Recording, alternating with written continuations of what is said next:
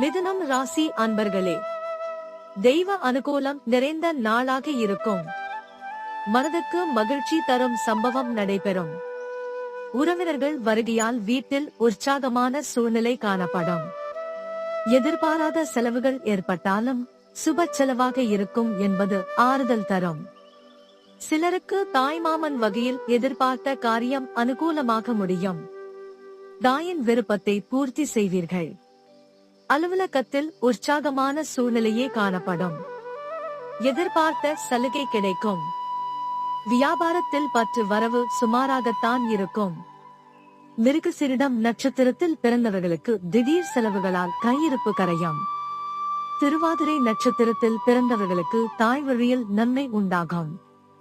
புனர்பூசம் நட்சத்திரத்தில் பிறந்தவர்களுக்கு எதிர்பார்த்த நல்ல செய்தி கிடைக்கக்கூடும். தினசரி உங்கள் ராசி பலன் தெரிந்து கொள்ள